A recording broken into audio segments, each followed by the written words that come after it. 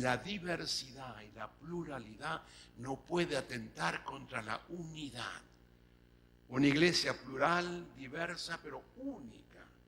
Todos son conscientes de pertenecer a la misma iglesia de Dios, en distintos estilos, distintas formas, distintas sensibilidades propias del contexto de cada una de las comunidades que van surgiendo. Se organizan y establecen diversos ministerios según las necesidades, conservando el vínculo y el liderazgo de los dos. Decía la comisión, hay que buscar nuevas formas, nuevo estilo eclesial. Estas comunidades, a medida que van naciendo, van inventando, van creando respuestas ministeriales a sus necesidades, que eran muy diversas unas de otras. El Espíritu desafía a repensar los ministerios en las comunidades para que la palabra se haga presente en las periferias geográficas y existenciales. Asamblea de Jerusalén. En la gran iglesia, una asamblea. Yo quisiera detenerme acá y decir que el próximo sínodo de Córdoba es Asamblea de Jerusalén. En la pluralidad y diversidad de nuestra diócesis, de nuestra iglesia local, nos vamos a reunir para preguntarnos qué es lo que el Espíritu nos está diciendo. Y es interesante, fíjense en cómo termina la asamblea, con un documento, seguramente como nosotros, pero el documento, ¿cómo lo comienzan y cómo lo firman? El Espíritu Santo y nosotros hemos decidido. En cambio, nosotros somos al revés. Nosotros y el Espíritu Santo hemos decidido. Hemos invertido el orden. Si el sínodo quiere ser auténtico, tiene que preguntarse, ¿qué es lo que el Espíritu del Señor le está gritando a su iglesia que peregrina por Córdoba? ¿Y dónde habla el Espíritu? En la diversidad, en la pluralidad, en los silencios, en todo aquello que la comisión estupendamente sintetizó. Ahí es el Espíritu el que está hablando y está gritando o está haciendo silencio. Ahí, por ahí va la cuestión. Entonces, cuando hablamos de Asamblea de Jerusalén, hablamos de esto. Es el punto culminante del inicio del anuncio, sea por su colocación en el escrito de Hechos, está en el centro del libro, sea por su significado. Confluyen las actividades originarias ya vividas y los nuevos impulsos misioneros. Es un momento fundamental que actúa como bisagra en un antes y un después en la ejecución del proyecto misionero ordenado por Jesús. El ingreso de los samaritanos, extranjeros, paganos y de helenistas ha provocado un desequilibrio que produce tensiones y malentendidos. La diversidad produce conflictos y no le tengamos miedo al conflicto. El conflicto es parte del proceso santificador de Dios. Sin conflicto no hay santidad. Cuidado con esto. La paz de la que habla Jesús no es una paz sin conflicto. Conflicto primero con nosotros mismos, que vivimos siempre conflictuados. Conflicto con el otro, conflicto con la comunidad. El conflicto es pedagógicamente sanador y madurante. Cuidado con esto. Y en la iglesia de Jerusalén hay conflictos, hay tensiones muy fuertes, posiciones muy desencontradas. Pero ¿qué es lo que los va a unir? El Espíritu que clama en cada uno de ellos y donde tienen que escucharse mutuamente para discernir lo que el Espíritu le dice a la iglesia. Es lo que nos tiene que suceder a nosotros. Escucharnos con humildad, con atención y discernir lo que el Espíritu nos está pidiendo.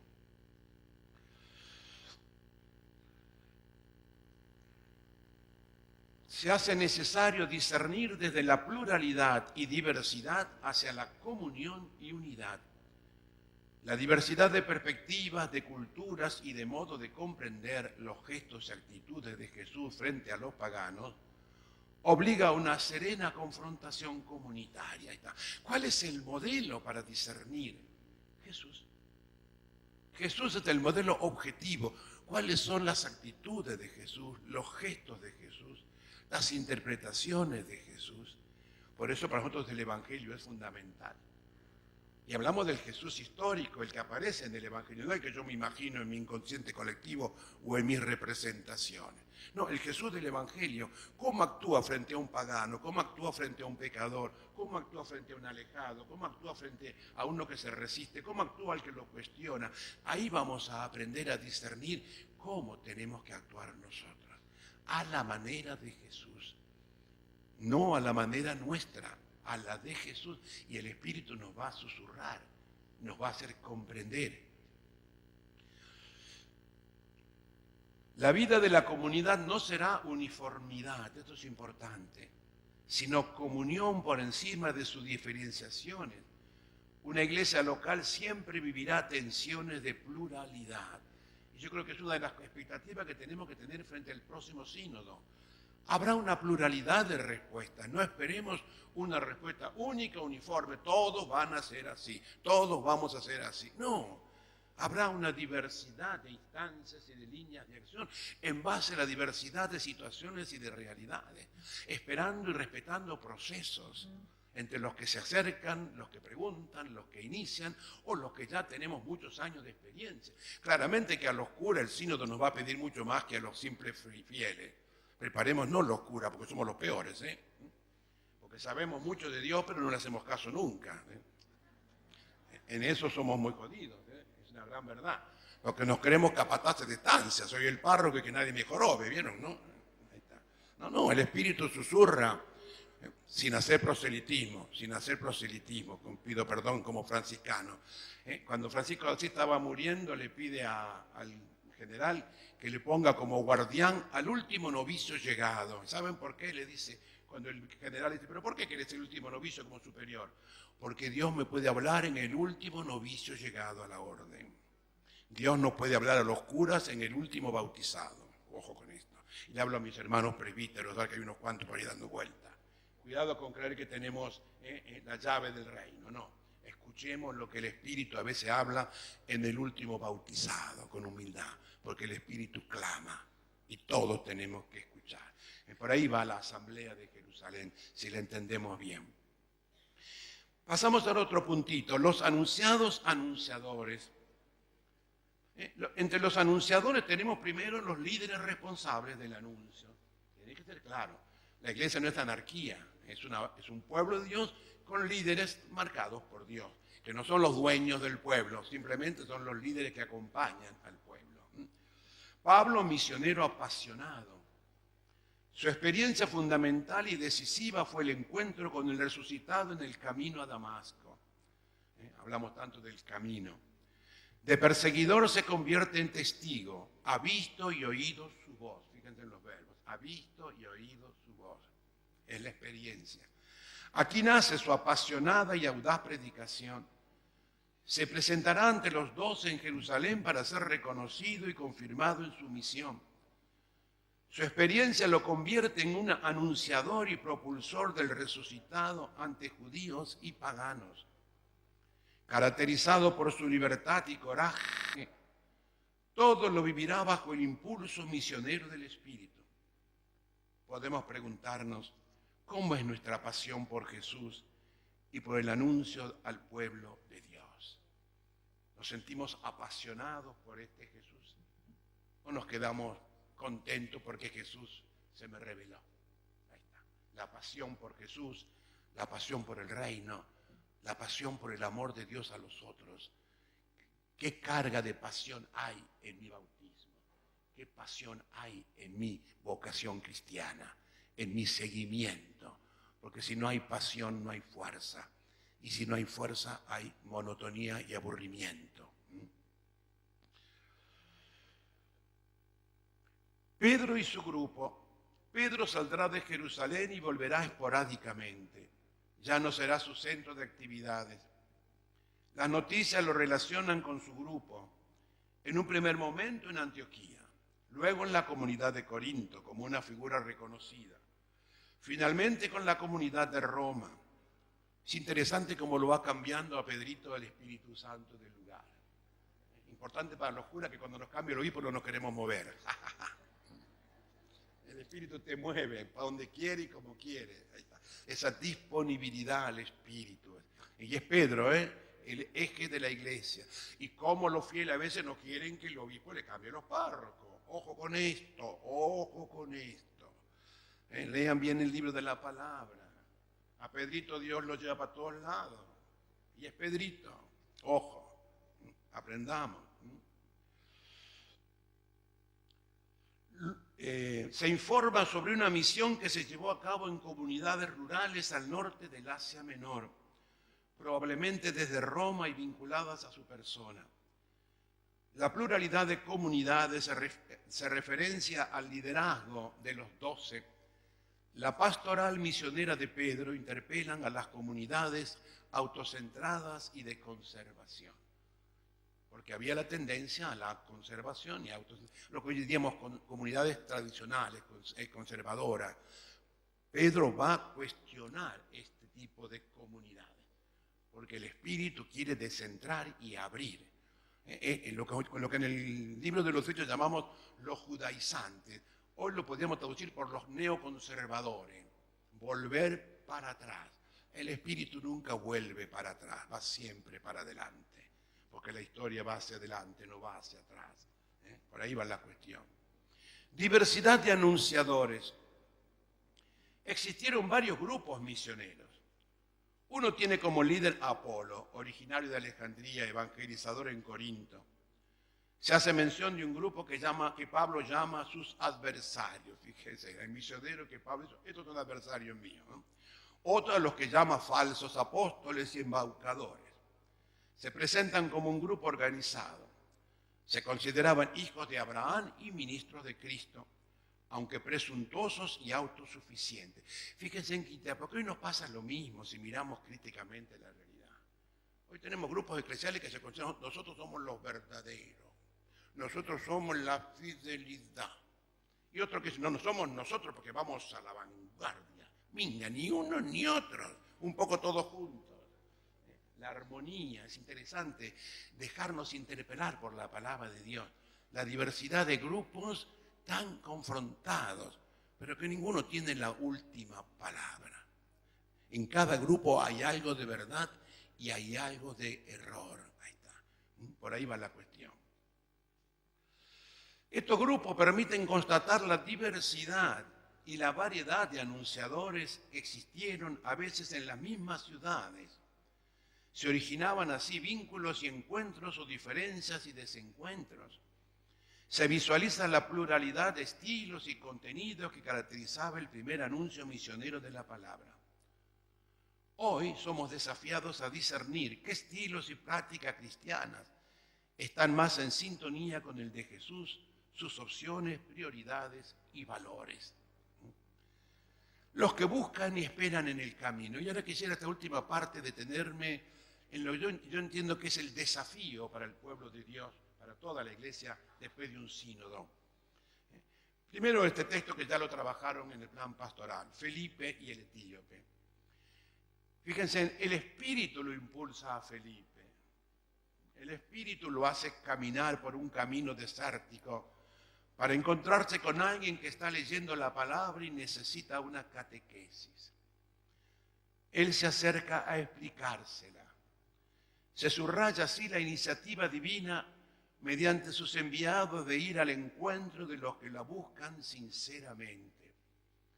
El encuentro se da al mediodía, simbólicamente el momento de mayor luminosidad para ver y demostrar el sentido de lo que está leyendo. Ese encuentro inesperado e impensable es la ocasión para anunciar a Jesús. Y yo digo aquí a nosotros que somos pueblo de Dios, podemos preguntarnos todos, ¿qué actitudes nos inspiran para presentar hoy el anuncio de Jesús a quienes encontramos en el camino de la vida? En el almacén, en la carnicería, en el trabajo, en el descanso, en las vacaciones. ¿Cuánta gente encontramos? Hablamos de tantas frivolidades. ¿Anunciamos a Jesús? Le preguntamos si está buscando, si necesita comprender de qué se trata. Son los silencios.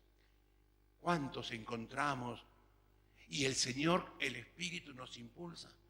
porque fuimos a la montaña, porque fuimos a la playa y nos encontramos con esta familia buena. El Espíritu nos hizo encontrar con esa familia buena. Y el Espíritu quiere que actuemos. Si no, no leemos según Dios.